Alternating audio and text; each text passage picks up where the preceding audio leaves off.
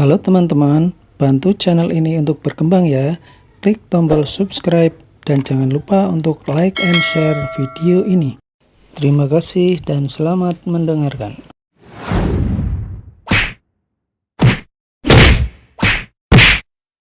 Bab 916, Keluarga Chandra bertindak.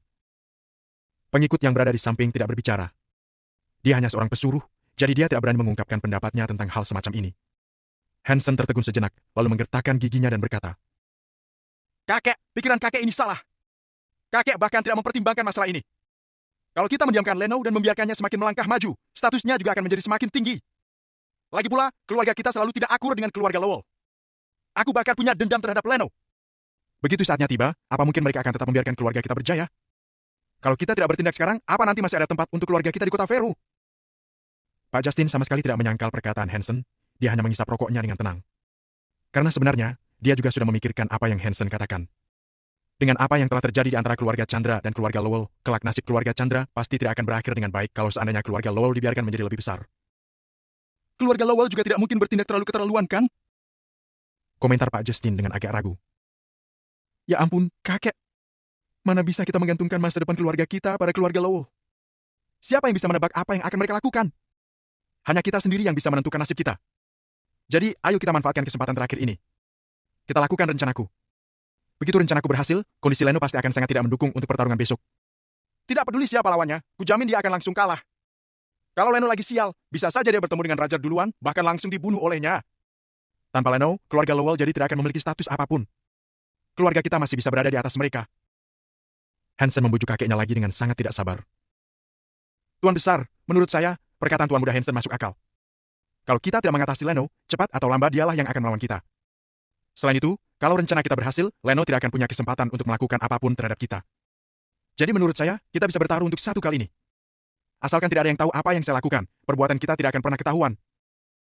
Pengikut itu segera berdiri dan menangkupkan tangannya. Hansen segera menimpali. "Benar, kakek.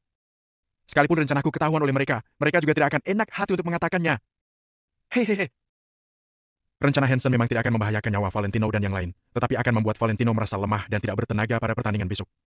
Pak Justin merenung sejenak, lalu dia perlahan bangkit berdiri dan berkata, "Tiba-tiba aku ingat kalau keran air di kamarku masih belum kututup, jadi aku akan kembali dulu. Baiklah kakek, hati-hati di jalan." Hansen tertegun sejenak, lalu dia segera mengerti maksud kakeknya dan bangkit untuk mengantar kakeknya pergi. Setelah kakeknya pergi, Hansen segera mengeluarkan sebuah kotak kecil dan menyerahkannya kepada pengikutnya. "Tuan Muda Hansen, Tuan Besar," kata pengikut itu dengan ragu. Pak Justin tidak mengatakan setuju atau tidak, jadi pengikut itu tidak tahu harus berbuat apa. "Lakukan saja seperti yang kuperintahkan." Hansen melambaikan tangannya dan menyuruh pengikutnya pergi. Pak Justin tidak ingin terlibat dalam masalah ini. Jika rencana Hansen ini benar-benar terungkap, maka Pak Justin akan berpura-pura tidak tahu apa-apa, dan setelah itu baru mencari cara untuk melindungi Hansen. "Leno, kamu harus berterima kasih padaku karena berkat diriku, kamu bisa menikmati malam ini sepuasmu. Mungkin saja malam ini akan menjadi hari terakhir dalam hidupmu." Gumam Hansen sambil berdiri di depan jendela, sorot pandangan yang jahat terpancar dari matanya. Di saat yang bersamaan, di dalam penginapan Pak Gustav, sebagai keluarga seni bela diri yang menempati posisi 3 teratas dalam kompetisi ahli bela diri terakhir, tentu saja mereka menerima pelayanan yang lebih baik. Penginapan yang ditempati oleh keluarga Gunawan ternyata adalah sebuah rumah mewah kecil. Semua anggota keluarga Gunawan tinggal bersama di sana. Orang lain tidak bisa merasa iri dengan perlakuan yang diterima oleh keluarga Gunawan karena inilah hak istimewa mereka. Namun, tahun ini adalah tahun terakhir mereka bisa menempati penginapan ini. Pada kompetisi ahli bela diri berikutnya, mereka harus menyerahkan posisi mereka kepada 3 keluarga teratas yang baru. Saat ini, di ruang tamu tempat Pak Gustav berada. "Dasar bajingan!" Tiba-tiba, sebuah teriakan yang keras pun terdengar, diikuti oleh bunyi tamparan yang kencang. "Siapa yang memintamu membuat keputusan atas nama keluarga Gunawan?" teriak Pak Gustav dengan marah. Di ruang tamu, Regi hanya menutupi wajahnya dan tidak mengatakan apa-apa, sementara Pak Gustav menatapnya dengan mata yang membelalak dan begitu marah seperti bara api. "Tuan Besar, tolong tenanglah. Tuan Muda Regi memang tipe orang yang jujur dan berterus terang, apa yang terjadi juga bukan kesalahannya." "Benar, Tuan Besar. Tuan Muda Regi juga baru saja terluka, jadi tolong jangan pukul dia." Dua orang pengikut buru-buru menghampiri Pak Gustav dan mencoba membujuknya dengan lembut. Akan tetapi, alih-alih menjadi tenang, setelah mendengar bujukan beberapa orang pengikut itu, amarah Pak Gustav justru menjadi semakin tersulut. "Keluarga Gunawan mewarisi seni bela diri negara Nagon yang jelas-jelas tidak bisa dibandingkan dengan keluarga seni bela diri murahan itu. Sejak kapan kita harus bertahan hidup dengan menggantungkan nasib pada orang lain? Bahkan Tuan Vincent saja tidak berani berkata seperti itu. Dani saja tidak pernah meminta kita menyerah. Berani-beraninya si Leno mengatakan hal seperti itu. Sudah tahu begitu, kamu malah masih menyanggupinya. Apa kamu ini bodoh? Pak Gustav merasa sangat marah. Seandainya saja dia bisa mencabik-cabik Regi. Pak Gustav benar-benar murka begitu tahu tentang taruhan di antara Regi dan Valentino. Rasanya dia hampir pingsan di tempat. Benar-benar tidak masuk akal. Mana ada keluarga seni bela diri besar yang menyerah kepada seorang bocah ingusan berusia 20-an. Regi pun menyahut dengan ekspresi cemberut. Kakek, pokoknya aku sudah mengaku kalah. Kalau keluarga Gunawan tidak mau mengikutinya, maka aku akan menjadi pengikutnya. Pria itu harusnya punya ambisi yang tinggi, reputasi yang hebat, serta menjunjung tinggi perkataan sendiri. Kalau aku mengingkari kata-kataku, lebih baik aku mati saja. Mendengar jawaban Regi, tubuh Pak Gustav gemetar karena marah. Dia menunjuk Regi dengan jari yang bergetar. Kamu! Namun, Pak Gustav juga paham betul dengan sifat Regi. Begitu Regi bersikeras, bahkan diseret oleh 10 ekor sapi pun, dia juga tidak akan berubah pikiran. Bisa dibilang, Leno lah yang licik karena dia bisa membaca sifat Regi dengan sangat tepat. Apa kamu tidak bisa melihat kalau dia mencoba menipumu? Tanya Pak Gustav dengan gelisah. Mau tipuan ataupun bukan, kalah tetaplah kalah. Alasan apa lagi yang bisa kukatakan? Sahut Regi sambil mengusap lehernya. Batas kesabaran Pak Gustav pun hilang total, lalu dia pun duduk dengan marah. Lagi pula, dengan kekuatan Leno, dia pasti akan berada dalam posisi terhormat di lingkaran ahli bela diri kota Vero. Kalau keluarga kita mengikutinya, kita pasti tidak akan menderita. Tambah Regi. Pak Gustav tetap diam selama hampir 1 menit sebelum dia berdeham sejenak untuk menjernihkan tenggorokannya. Dia memandang Regi sambil berkata, Baiklah, karena kamu begitu percaya diri terhadap Leno, ayo kita bertaruh. Bertaruh apa? Tanya Regi. Pak Gustav langsung menjawab. Aku bersedia menjadikan keluarga kita sebagai pengikut Leno kalau dia bisa mengalahkan Dani. Bab 917, belum pasti siapa yang menang dan kalah. Tidak mungkin. Sekuat apapun Leno, dia tidak mungkin bisa mengalahkan Dani. Regi mencibir dan berkata, Lagi pula, kalau Leno benar-benar bisa mengalahkan Dani, maka dia akan menjadi penguasa lingkaran ahli bela diri di kota Vero. Kalau dia menjadi penguasa, dia berhak memimpin ribuan prajurit kota Vero, bahkan menyuruh kita mengikutinya. Pak Gustav tertegun sejenak, lalu berkata, Kalau begitu begini saja. Asalkan dia bisa menduduki peringkat kedua, keluarga Gunawan akan mengikutinya. Boleh. Regi mengangguk. Tapi kalau besok dia kalah, kamu harus patuh dan pulang ke keluarga Gunawan, kamu tidak boleh mengungkit kata-kata seperti ini lagi. Pak Gustav tiba-tiba menggebrak meja. Regi melirik Pak Gustav, dia terlihat ingin mengatakan sesuatu tapi pada akhirnya mengalah dan mengangguk. Setelah Valentino dan Erika makan malam, mereka pun keluar jalan-jalan sebentar. Dengan berjalan secara perlahan, bisa melancarkan peredaran darah. Erika juga memberitahu Valentino tentang pertandingan final besok. Tak lama kemudian, Kelvin mencari mereka dan mengatakan bahwa Tuan Besar Hugo ingin berbicara dengan mereka. Valentino dan Erika tidak menolak, mereka langsung mengikuti Kelvin ke kediaman Hugo. Sebagai kepala keluarga Lowell saat ini, kediaman Hugo relatif besar, beberapa kali lipat lebih besar dari kamar Valentino. Waktu masuk, Valentino cukup terkejut saat melihat puluhan anggota keluarga Lowell sedang berdiri di ruangan ini. Melihat kehadiran Valentino, semua anggota keluarga Lowell termasuk Hugo, berdiri serempak dan menatap Valentino dengan penuh semangat. Kalian? Duduklah, jangan sungkan. Valentino mengibaskan tangannya. Namun, mereka tidak bergerak, mereka masih menatap Valentino dengan penuh semangat. Detik berikutnya, Hugo tiba-tiba membungkuk 90 derajat pada Valentino sambil berseru dengan hormat. Tuan Leno, terima kasih atas kerja kerasmu. Segera setelah itu, semua anggota keluarga di belakang Hugo, termasuk ayahnya Erika, Henry, membungkuk 90 derajat pada Valentino. Mereka semua berseru dengan kompak. Tuan Leno, terima kasih atas kerja kerasmu. Setiap kata-kata mereka yang terucap itu tulus dari dalam hati. Erika menganga dan menyaksikan adegan ini dengan tidak percaya. Anggota keluarga Lowell pada dasarnya mempunyai sikap yang sombong dan arogan. Apalagi kalau mereka berada di distrik Haven, mereka sangat membanggakan diri sebagai penguasa dan tidak pernah menundukkan kepalanya pada orang lain begitu saja. Bahkan sebelum mereka datang berpartisipasi dalam kompetisi ahli bela diri, mereka langsung meremehkan Valentino waktu pertama kali melihat wajahnya. Namun, dalam 2 hari terakhir, Valentino sudah sepenuhnya menaklukkan keluarga Lowell. Terima kasih atas dedikasi Tuan Leno pada keluarga Lowell. Ujar Hugo yang matanya mulai sembab. Valentino melangkah maju, lalu mengulurkan tangannya untuk membantu Hugo berdiri tegak dan berkata dengan lembut. Jangan sungkan Tuan Besar Hugo, ini hanya perkara sepele. Tidak. Tuan Leno, bagi keluarga Lowell, ini bukan perkara kecil. Mungkin Tuan tidak tahu perasaan kami. Dulu keluarga Lowell terus mengalami penurunan, selama bertahun-tahun kami harus menderita, dihina, dan diabaikan oleh yang lain. Bahkan keluarga Chandra yang rendahan begitu saja berani mempermalukan kami. Tapi sekarang, semua berubah total karena Tuan Leno. Mereka tidak lagi berani mengejek keluarga Lowell. kata Hugo dengan sangat serius. Anggota keluarga Lowell yang lain terus mengangguk, mereka semua juga setuju dengan perkataan Hugo. Valentino menghela dalam hati, mana mungkin dia tidak memahami perasaan itu. Dulu, Valentino adalah keturunan langsung keluarga Wijaya dari kota Kamer, keluarga utama di negara Nagon. Dia menikmati kemuliaan dan kekayaan tertinggi, statusnya sangat terpandang dan terhormat. Kemudian, setelah dia diusir oleh keluarga Wijaya dan menjadi menantu yang menumpang hidup, semua orang merendahkannya dengan tatapan dingin. Setelah itu, dia bisa menaklukkan kota Neo dan kembali berada di puncak. Namun, alhasil dia kembali terjatuh dan terdepak, sekarang dia harus berjuang dari awal di kota Vero. Sepanjang perjalanan ini, tentu saja Valentino merasakan pasang surut kehidupan. Kalian semua bangunlah, aku pasti akan melakukan yang terbaik di pertandingan final besok. Valentino mengibaskan tangannya dan duduk di kursi yang ada di sebelahnya. Setelah itu, barulah para anggota keluarga Lowell berdiri, tapi tidak ada yang duduk selain Hugo. Tuan Leno, ini adalah obat luka buatan keluarga Lowell, khasiatnya sangat bagus. Nanti malam oleskan obatnya, ya. Hugo tidak bersikap ramah. Dia pun langsung mengeluarkan 2 botol kecil. Valentino juga tidak sungkan, dia mengambil kedua botol obat itu, lalu memasukkannya ke dalam sakunya. Tuan Besar Hugo, apa kamu mengenal Raja Morgan? Tanya Valentino. Hugo menggeleng kecil sambil berkata, kompetisi ahli bela diri punya banyak sekali babak dan banyak master seni bela diri yang berpartisipasi. Dulu ada master seni bela diri dari keluarga Morgan, tapi itu sudah lebih dari 10 tahun yang lalu saat Erika masih di sekolah dasar. Jelas Hugo. Apa yang terjadi pada orang itu 10 tahun yang lalu? Tanya Valentino. Namun, saat mereka membahas topik ini, Tuan Besar Hugo terdiam. Tuan Leno, bukannya aku tidak mau bilang, tapi itu rahasia di lingkaran ahli bela diri kota Vero. Kami bersumpah untuk tidak menyebarkannya, jadi... Hugo terlihat sedikit tidak enak hati. Tidak masalah, kalau kamu tidak bisa mengatakannya juga tidak apa-apa. Valentino mengangguk kecil, lalu kembali mengernyit. Valentino merasa orang bernama Roger ini sangat rumit. Apalagi seni bela diri Roger membuat Valentino merasa tidak bisa membacanya. Valentino sudah belajar seni bela diri keluarga Wijaya sejak kecil. Kemudian, dia juga latihan ketat dengan Tuan Besar Wijaya, dia tahu banyak cabang seni bela diri negara Nagon. Namun, dengan pengetahuan Valentino yang sebanyak itu, dia masih tidak tahu aliran seni bela diri Roger.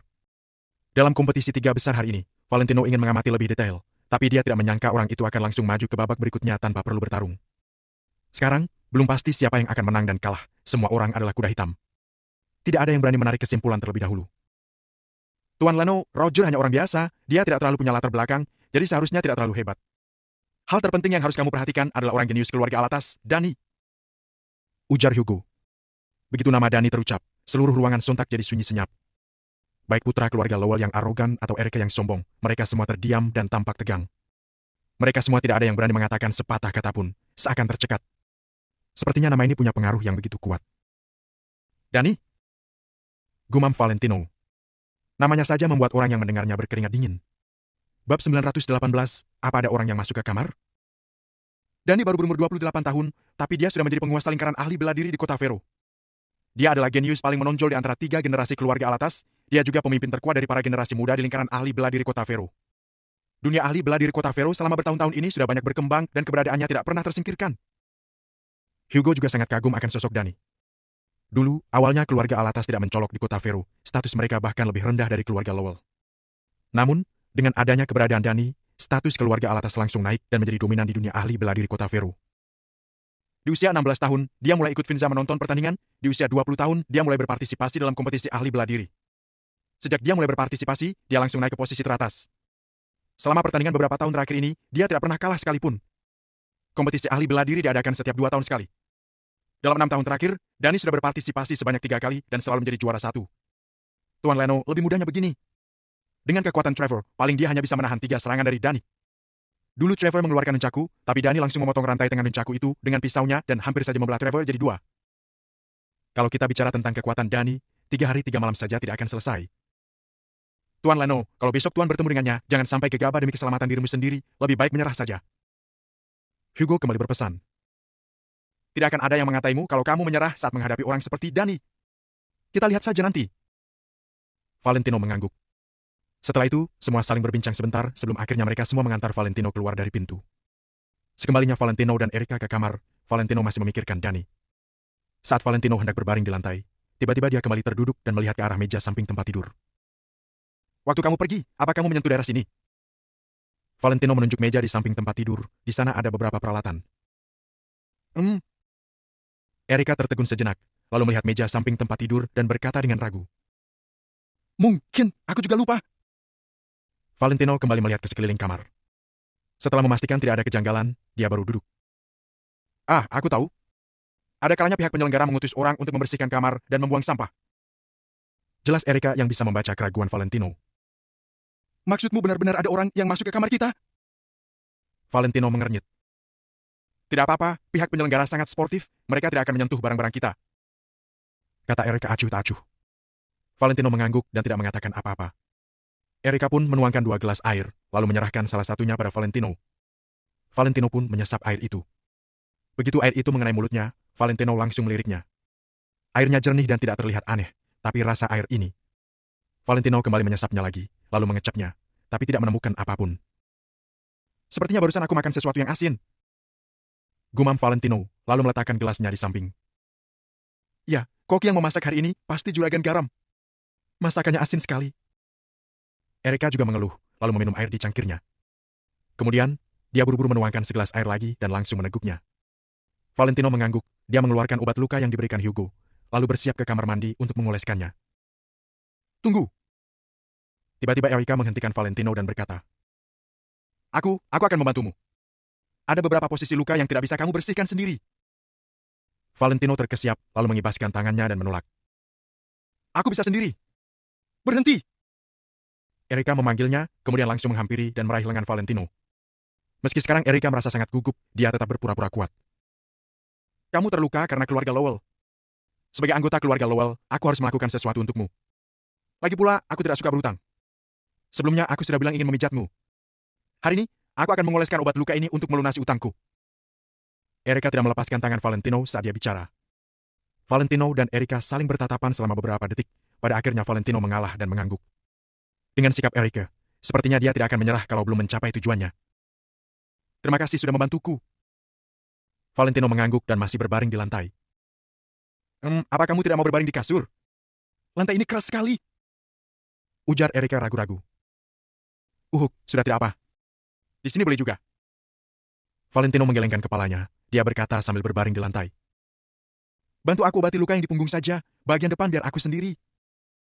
Erika berhenti berbicara. Dia berlutut di samping Valentino dan membuka tutup botol obat itu secara perlahan. Kamu harus membuka pakaianmu. Kata Erika ragu-ragu. Saat berkata seperti itu, Erika tidak bisa menahan suaranya yang gemetar. Valentino juga tidak terbiasa, tapi dia tetap mengulurkan tangan dan melepas bajunya, memperlihatkan punggungnya dengan sangat jelas. Sontak, Erika pun melihat punggung Valentino. Banyak bagian yang memar dan tampak sangat mengerikan, beberapa bagian juga bengkak. Kalau orang lain yang terluka seperti ini, jangankan bisa berjalan, sepertinya orang itu harus terbaring kaku di kasur selama seminggu baru bisa bangun dari kasur dan berjalan lagi. Erika merinding dan membeku diam di tempat. Ayo, cepatlah! Desak Valentino. Namun, Erika yang ada di belakang Valentino hanya menutup mata, seakan tidak mendengar perkataan Valentino, dan bahkan tidak mulai mengoleskan obatnya. Saat Valentino hendak menoleh, tiba-tiba dia merasakan setetes air jatuh pada punggungnya. Tetesan cairan itu mendarat di punggungnya dengan kehangatan dan membuat Valentino terpana. Tidak lama berselang, tetes demi tetes cairan hangat menetes ke tubuh Valentino seperti kompres air hangat, membuat Valentino merasa nyaman. Obat luka milik keluarga kalian ini memang istimewa. Semua obat luka yang kugunakan sebelumnya rasanya dingin, dengan ramuan untuk menghilangkan rasa sakit. Puji Valentino. PVFT? Erika yang ada di belakangnya tertawa terbahak-bahak, membuat Valentino merasa bingung. Kenapa? Tanya Valentino dengan bingung. Aku belum mulai mengoleskan obat. Kata Erika sambil tersenyum. Lalu yang tadi itu cairan apa? Valentino jadi semakin bingung saat mendengar perkataan Erika. Itu air liurku. Aku tergoda melihat ototmu, tidak boleh. Tanya Erika menantang. Valentino terbatuk dan langsung berhenti berbicara. Erika menghela napas pelan, lalu menyeka air mata di matanya yang merah dan menatap memar di tubuh Valentino dalam-dalam. Bab 919, liciknya Hansen. Tidak apa-apa. Bekas luka di tubuh adalah bukti penghargaan bagi pria. Valentino menjelaskan dengan santai seolah-olah dia tahu apa yang dipikirkan Erika. Erika tidak bicara lagi. Dia membuka botol cairan antiseptik, menuangkannya di telapak tangan, kemudian mengoleskannya ke luka Valentino dengan lembut. Shh. Ya, sensasi dingin ini nyaman sekali. Puji Valentino. Saat cairan antiseptik dan minyak urut dioleskan ke punggungnya, Valentino merasakan sensasi dingin terlebih dahulu, kemudian merasakan kehangatan.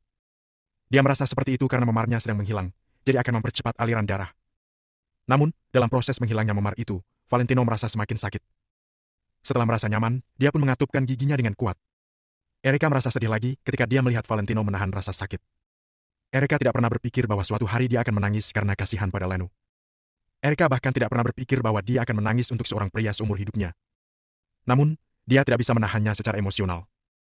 Setelah selesai mengoleskan obat, Erika perlahan berdiri dan menyerahkan obat kepada Valentino, lalu duduk di tepi kasur. Valentino membelakangi Erika, lalu mengoleskan obat pada luka di bagian depan tubuhnya. Leno, aku cukup kagum padamu. Aku ingat wajahmu sepertinya juga ditinju, kan? Tapi wajahmu tidak terluka, bahkan tidak memerah sedikit pun. Kamu benar-benar berwajah tebal. Haha. Erika memandang wajah Valentino dengan teliti dan berkata sambil bercanda. Valentino tidak banyak menjelaskan, dia hanya bisa berkata bahwa kualitas topeng tiruan ini lumayan bagus. Sebenarnya wajah asli di balik topeng itu terasa sedikit sakit, tapi itu bukan masalah besar. Dengan adanya topeng tiruan ini, bahkan jika wajahnya memar, orang lain juga tidak akan tahu. Setelah Valentino selesai mengoleskan obat, Erika tiba-tiba mendongak dan bertanya. Leno, apakah kamu merasa panas? Panas? Valentino tertegun sejenak, lalu berkata. Sepertinya ada sedikit. Ya, panas sekali. Setelah mengatakan itu, Erika langsung berjalan ke depan jendela, lalu membuka semua jendela. Cuaca saat ini sudah mulai dingin, begitu angin dingin bertiup ke dalam ruangan, mereka pun merasa lebih baik. Namun, mereka hanya merasakan perubahan itu sebentar saja, setelah itu Erika kembali merasakan panas lagi. Wah, benar-benar panas! Demi menghemat listrik, tempat ini bahkan tidak memasang pendingin ruangan sama sekali. Erika berkata dengan sangat kesal. Kemudian, dia pergi ke kamar mandi untuk membuka jendela lagi, tapi dia masih tidak tahan dengan rasa panas itu. Jantung Valentino bergetar, dia merasakan tubuhnya dengan teliti dan memang terasa sedikit panas, tapi kondisi yang dia rasakan tidak sepanas Erika. Tidak bisa, aku harus mandi air dingin, kata Erika, kemudian dia langsung masuk ke kamar mandi. Dia begitu terburu-buru sampai tidak memedulikan keberadaan Valentino lagi. Setelah Erika memasuki kamar mandi, rasa panas di tubuh Valentino sepertinya mulai bertambah. Saat mendengar suara air dari kamar mandi, tiba-tiba timbul riak di dalam hati Valentino, rasa panas di tubuhnya semakin jelas. Tidak, ini aneh. Valentino tiba-tiba menoleh ke arah gelas di meja itu. Benda itu adalah segelas air yang jernih, tapi saat ini ia terlihat seperti segelas racun di mata Valentino. Pikiran pertama Valentino adalah air itu bermasalah. Erika telah meminum 2 gelas air, sedangkan Valentino hanya meminum seteguk. Oleh karena itu, reaksi di tubuh Erika lebih parah daripada Valentino. Sekarang Valentino hanya tidak yakin apakah di dalam air itu terdapat semacam obat saja atau masih ada benda lain. Namun, dilihat dari reaksi tubuh mereka, mereka hanya merasakan panas, tidak ada hal yang lain lagi. Jadi itu seharusnya bukan racun. Namun, reaksi obat itu lebih kuat daripada racun. Valentino mengenakan pakaiannya kembali dan berjalan di tempat. Semakin dia memikirkan hal ini, dia merasa semakin cemas. Di kamar Hansen. Haha, sekarang Leno pasti sedang bersenang-senang, kan? Lihat betapa baiknya aku kepadanya. Hansen sedang duduk di atas kursi dengan jari tangan mengapit sebuah rokok. Wajahnya menunjukkan senyum licik dan rasa cemburu yang mendalam. Bagaimanapun juga, Hansen sendiri juga telah mengidamkan wanita sesempurna Erika sejak lama. Tuan Muda Hansen benar, Leno harus berterima kasih padamu, kata salah satu pengikut Hansen sambil terkekeh. Bagaimana? Dosisnya cukup, kan? Tanya Hansen setelah mengisap rokok. Pengikut itu menepuk dadanya, lalu berkata dengan nada penuh percaya diri. Tuan Muda Hansen tenang saja, aku jamin malam ini Leno akan mampu bermain 10 ronde. Hahaha. Bagus. Bagus. Hansen tertawa keras setelah mendengarnya, kemudian berkata. Bahkan seekor kerbau pun akan tepar setelah bermain selama itu, dia pasti akan kesulitan untuk bangun lagi. Pada saatnya, bisakah dia mengikuti kompetisi dengan kondisi seperti itu? Bukankah dia akan tumbang begitu ditiup angin? Hansen semakin gembira saat memikirkan hal itu. Cara Tuan Muda Hansen ini sangat kejam. Oh bukan, maksudku pintar. Sangat pintar. Si pengikut tersebut terus menyanjung Hansen. Hansen sangat menikmati sanjungannya. Dia lalu berkata sembari tertawa. Kalau aku meracuni mereka, akan menjadi masalah besar kalau hal itu terungkap nanti. Tapi kalau menggunakan obat yang membantu mereka untuk melakukan hal itu, bagaimana mungkin mereka berani mengatakannya? Bahkan jika mereka berani mengatakannya, memangnya apa yang bisa mereka lakukan padaku? Apakah mereka bisa menghukumku? Hansen telah merencanakan hal ini sejak lama, jadi dia hanya memasukkan obat jenis itu saja. Tuan Muda Hansen benar. Pria dan wanita lajang memang mudah kehilangan kendali saat berada di kamar berduaan. Kita hanya membantu mereka saja, kata pengikut itu sambil terkekeh. Di kamar Valentino. Saat Erika sedang mandi, Valentino segera pergi ke kamar Kelvin untuk mengambil sejumlah besar air. Untuk sementara, Valentino tidak berani minum air di dalam kamarnya. Pada saat ini, Erika membuka pintu kamar mandi, lalu berjalan keluar dengan tubuh ditutupi handuk. Kemudian, dia mengambil gelas air dan hendak meminumnya. Panas sekali, ada apa ini? Valentino segera melebarkan matanya dan berkata, "Letakkan gelas itu, jangan diminum." "Aduh, aku sudah sangat kehausan, kenapa kamu masih melarangku minum?" tanya Erika dengan kesal. Setelah itu, dia pun mengangkat kepalanya dan hendak meminum air di dalam gelas. Valentino tidak sempat untuk berbicara lagi. Dia segera melangkah maju dan menjatuhkan gelas itu. "Apa yang kamu lakukan?" Erika mengulurkan tangannya untuk mendorong Valentino, tapi kakinya malah tergelincir dan dia pun jatuh ke dalam pelukan Valentino. Shoot! Handuk mandi Erika melorot sedikit. Valentino pun melotot lebar dan jantungnya berdebar kencang. Adegan ini benar-benar sulit dilukiskan. Ketika Erika jatuh ke dalam pelukan Valentino, dia merasakan napas pria yang kuat di tubuh Valentino. Ditambah dengan bantuan reaksi obat, hatinya juga mulai kacau. Pada saat ini, napas mereka pun menjadi menggebu-gebu. "Leno, kamu!" Erika melebarkan matanya dan bertatapan dengan Valentino. Wajah biasa-biasa saja di topeng tiruan yang dikenakan oleh Valentino, saat ini terlihat sangat berkarisma di mata Erika. Sekarang jantung Valentino juga berdebar kencang. Sekujur tubuh Erika terlihat begitu menarik di matanya. Pada detik berikutnya, Erika tiba-tiba mendongak, kemudian langsung mencium bibir Valentino. Bab 920, apa kamu sudah berpikir dengan jelas? Duar! Dalam sekejap, seperti ada petir yang menyambar di otak mereka. Mereka mulai kehilangan akal sehat dan melupakan segala hal. Sekarang mereka hanya ingin memiliki satu sama lain. Pada saat ini, Erika sedang mengisap bibir Valentino seperti seekor kucing yang sangat lapar. Valentino adalah pria yang normal. Bagaimana mungkin dia bisa menahan hal seperti itu? Dia tidak bisa menahan reaksi biologis pada tubuhnya sama sekali. Baam! Kedua orang itu langsung jatuh ke atas kasur, Erika masih mencium Valentino dan tidak ingin melepaskannya. Leno! Panggil Erika kepada Valentino dengan mata terpejam. Tiba-tiba, panggilan itu langsung menyadarkan Valentino kembali. Barusan, Valentino menganggap Erika sebagai Angel, jadi dia tidak menahan dirinya sama sekali. Namun, panggilan Erika tadi langsung menyadarkan Leno bahwa wanita di depannya bukanlah wanita yang dia pikirkan. Bahkan jika Angel memanggil nama palsu Valentino, Angel juga hanya akan memanggilnya dengan sebutan Leno. Haah! Mata Valentino memerah, dia menarik napas dalam-dalam, kemudian mendorong Erika. Dia bergegas ke kamar mandi, lalu membuka pancuran air untuk membasahi kepalanya. Air sedingin es mengalir di kepala Valentino dan membuatnya berpikir lebih jernih. Valentino tidak pernah menganggap dirinya sebagai pria baik, tapi sebagai seorang pria, tentu saja ada sesuatu yang ingin dia lindungi. Setiap kali Valentino mengingat kembali Angel yang telah hidup dalam kondisi sulit bersamanya selama 3 bulan, dia tidak bisa lagi mempunyai perasaan pada wanita lain. Leno, kamu... Erika juga membuka matanya dan memandang Valentino dengan wajah merah. Erika tahu bahwa apa yang dia lakukan itu salah. Hubungan antara kita adalah hal yang mustahil, aku tidak boleh menghancurkanmu. Valentino berkata sambil menggertakkan giginya dan mengarahkan pancuran air ke kepalanya. Mata indah Erika menunjukkan ekspresi bingung, seketika dia tidak sanggup menerima kenyataan itu.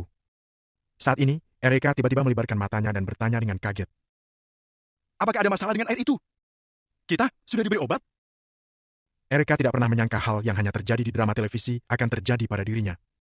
Erika buru-buru mengambil air dari kamar Kelvin, lalu meminumnya dengan cepat sesuai perintah Valentino untuk mengurangi reaksi obat. Namun, di sisi lain, hati Erika mulai berdebar. Di saat seperti ini, Valentino tetap tidak ingin memanfaatkan kesempatan untuk melecehkannya. Pria ini benar-benar berbeda dari pria lain. Jika Valentino adalah pria lain, mereka pasti telah melakukan hal itu kepadanya. Lagi pula, mereka juga korban. Setelah meminum air itu, Erika merasa lebih baik. Namun, setelah beberapa saat, dia merasakan rasa panas yang lebih kuat lagi. Reaksi obat itu sepertinya sangat panjang dan tidak bisa dihilangkan, apalagi ditahan. Dalam sekejap, kedua mata Erika memerah. Jangan dekati aku, kata Valentino.